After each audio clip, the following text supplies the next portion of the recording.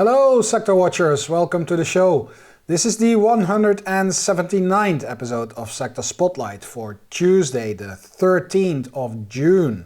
And I'm recording this on Monday the 12th after the close of the US markets.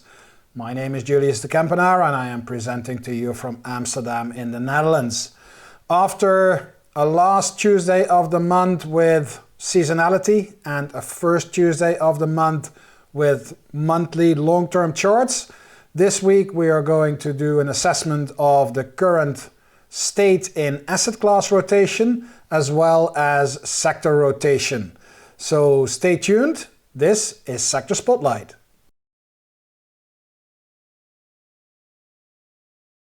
Let's kick off with a look at the rotation of asset classes. On the left-hand side we have the weekly rotation, and on the right-hand side we have the daily rotations. And the first thing that you immediately see is the complete disconnect of Bitcoin versus the other asset classes that are clustering around the benchmark, so to say. So for the weekly, I'm going to tick off the Bitcoin tail. We know where it is. It's the long tail, and it's moving from leading into weakening, but it's also furthest to the right. So keep that in the back of your mind. We don't really need to see that tail to know where it is. In this setting, we are way better able to see the rotations of the other asset classes. And what we see here is a pretty clear picture in favor of stocks, I would say. We can see the rotation of SPY now very clearly moving into the leading quadrant, and it is coming out of the weakening quadrant. We had that famous rotation where you go leading, weakening, and back into leading, although it was only a very short stint for SPY in weakening, but we know that that type of rotations are characteristic of a very strong relative trend, in this case against VBINX, which is the balanced index fund. On the opposite side, we've got high yield government bonds and corporate bonds, so all fixed income related asset classes very clearly moving into the lagging quadrant right now. And what this means is that there is a very clear preference for stocks over bonds. That is undeniable, and we'll look at the direct comparison between SPY and IAF in a minute. The other asset classes here are the two commodity asset classes. Those are DJP and GSG and the US dollar. They are all inside the improving quadrant, but very low on the RS ratio scale, and all of them have pretty much just started to roll over back down towards the lagging quadrant. None of these three asset classes tails inside the improving quadrant are pointing into that northeastern direction that we would like to see. If we move to the daily RRG, which gives us a lot more granularity in the analysis, we can see quite similar. There's a few differences. So Bitcoin is way on the left here, inside the improving quadrant, which is kind of logical, or at least the low reading on the RS ratio on a daily, because that long tail on Bitcoin on the weekly is indicating that there is a loss of relative momentum going on, and that is what we see right here on that daily tail, and we see a little hiccup here.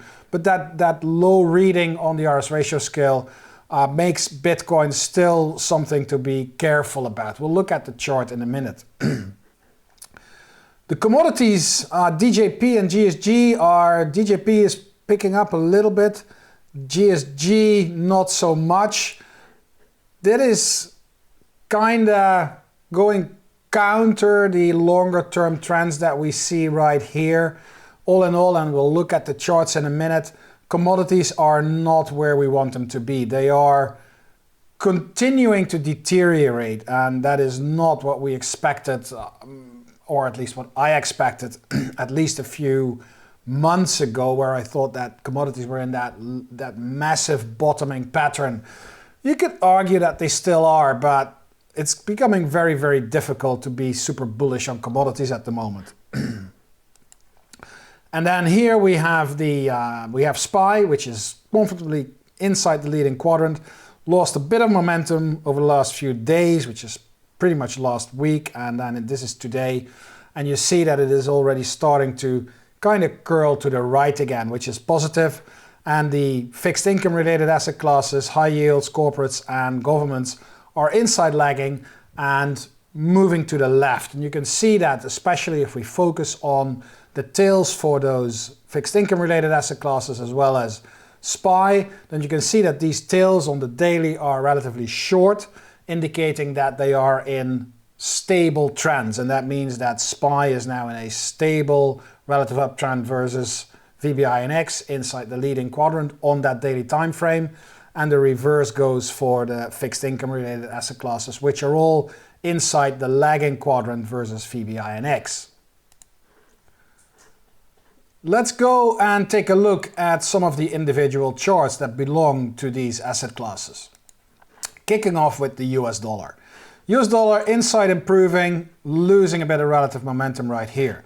And that is what you see here. You see that the RS ratio is still well below 100. That puts it right here. And relative momentum peaked above 100, but it's leveling off right now. And that's what you see right here. And all of that is caused by that raw relative strength line starting to move more or less sideways. If we look at the price chart, then we can see that the massive support area between 100 and 101.5 has held so far. And we're now back into, let's call it the trouble zone around 104, because it's kind of blurry. These two are pretty clear. So this is 103.5. This is 103.80, and then here it becomes blurry because we had that weak period here in May 2022. We break it, fall back, we break it, test it again, and we're doing that again in that blurry area here in December 2022. And then we break again above it, so it becomes a little bit more blurry, becomes kind of a range around 104.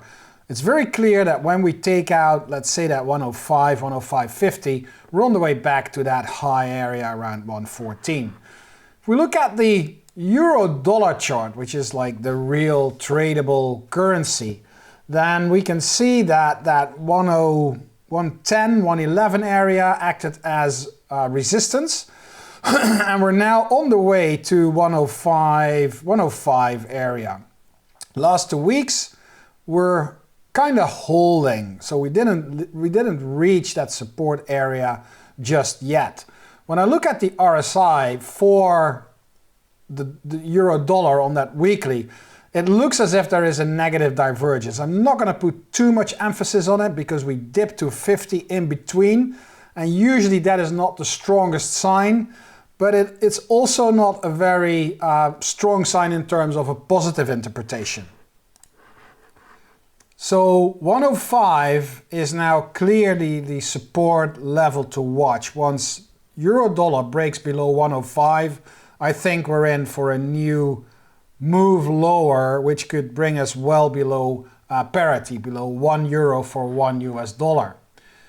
If we take a look at the daily chart, and we can see how that recent 2-week price action could even turn into a little double bottom. We're putting in a bottom right here, and we're now struggling with resistance in that 107, 108 area.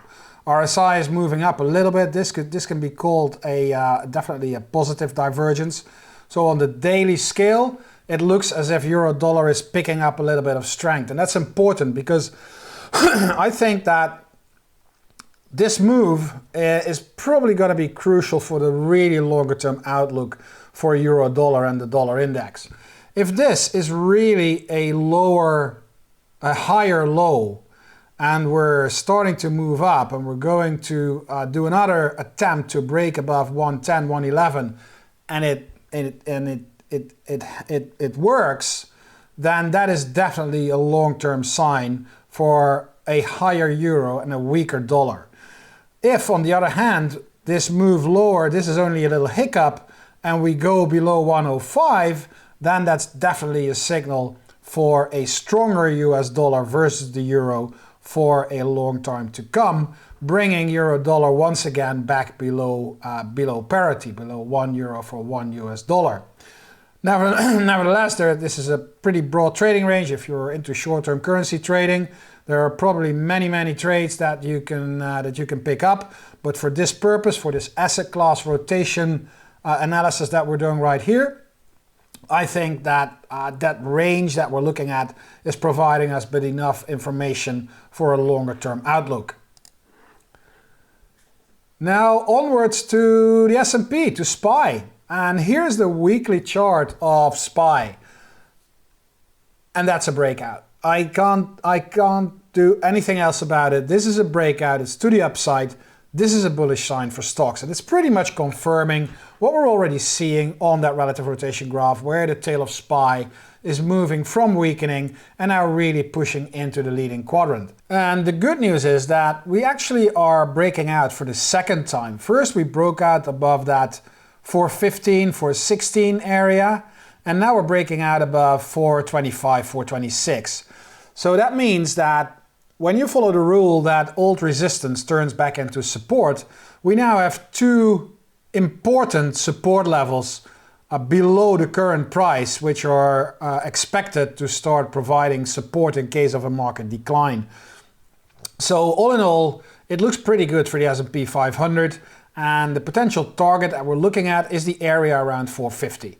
454, 455 is very clearly the previous major high, but you can argue that another level shows up around 450, just below 450. Those are the highs that were set here in January of 2022. And if you look closely at those two weekly bars here, they both closed below that 449 area. So intra-week they moved higher to 454. But they closed lower. So probably the resistance area, so the supply area, is somewhere around that 450 area. That is even better visible when we move to the daily chart of the S&P 500 of SPY. You can see that 415, 417 area right here. And you can see that when you make it more granular, actually here, a gap area shows up. We've got the peak here. And then we've got a few that are in that area. So that 415, 417, we took that out.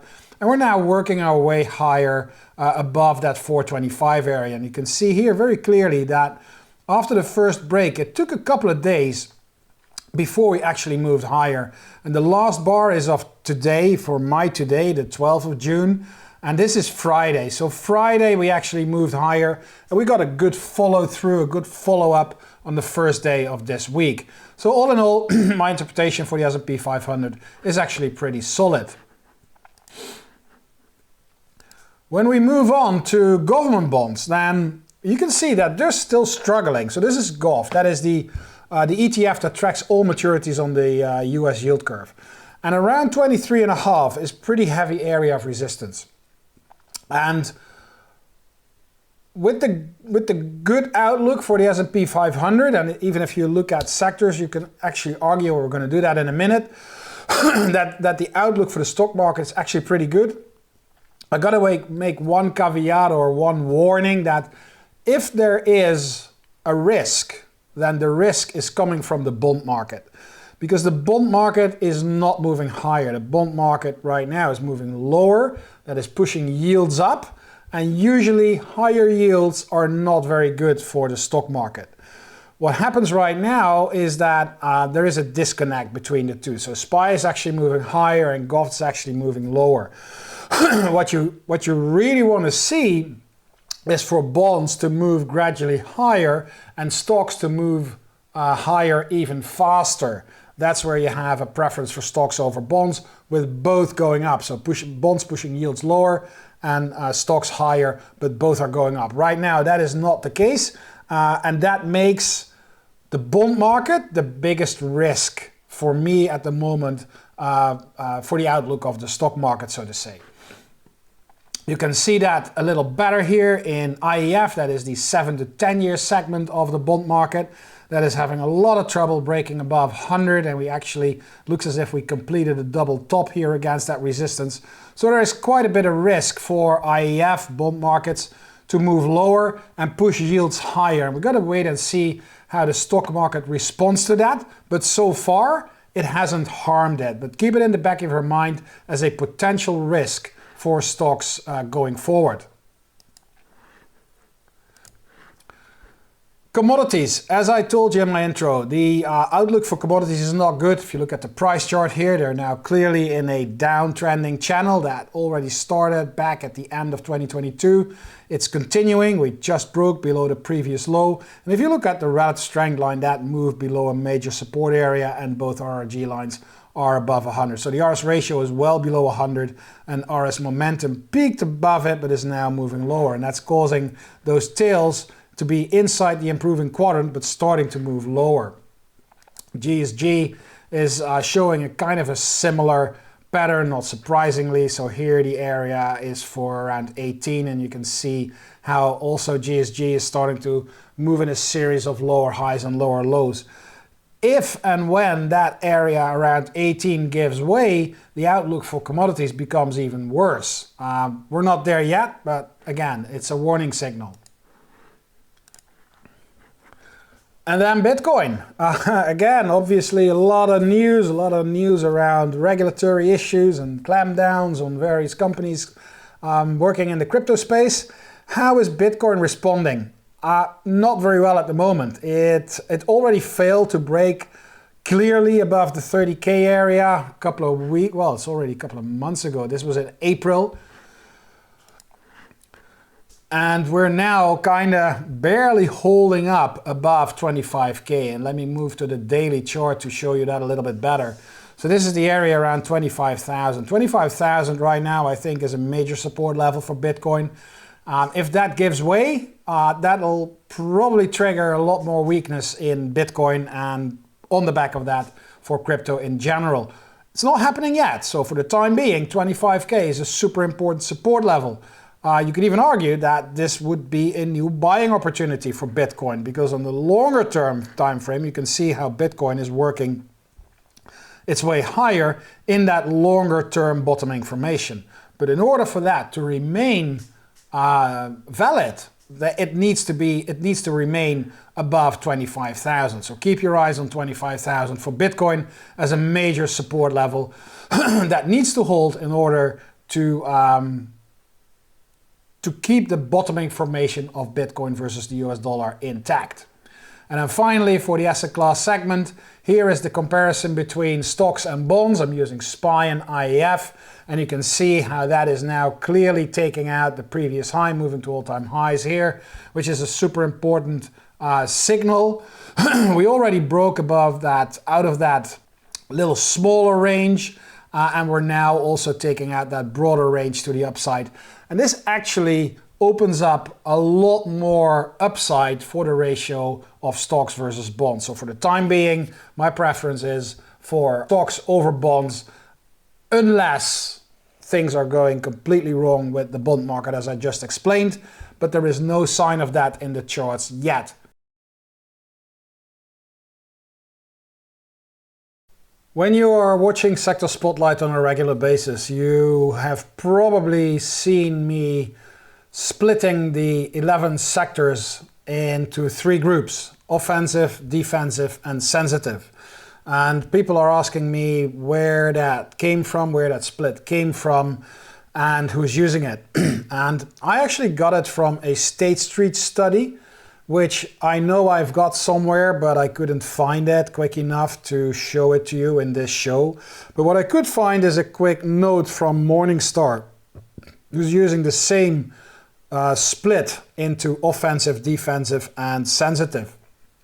And there is a little note here. It's about Australian stocks, but it doesn't really matter. It's the breakdown. The characterization is universal, and you can see here how cyclical, the group cyclical sectors is basic materials, consumers, they call it consumer cyclical.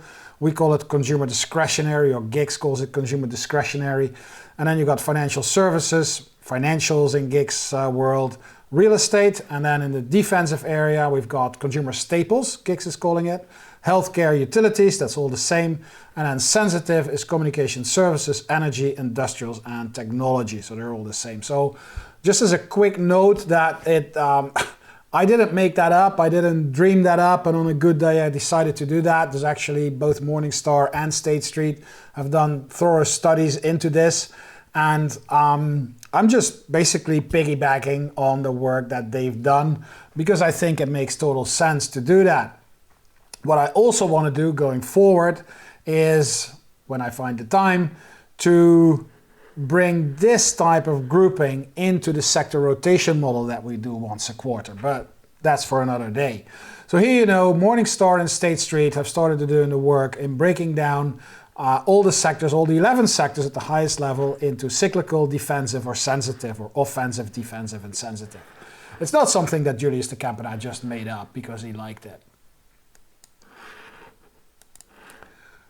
Here's a quick look at the RRG for the 11 sectors. We've got weekly on the left, daily on the right. I'm going to do this very, very quickly because I want to go into that breakdown. So we've got consumer discretionary moving into the leading quadrant, which is good. We've got technology and communication services still way on the right-hand side, which is good, but they are losing relative momentum. We've got especially the defensives pointing lower into the lagging quadrant.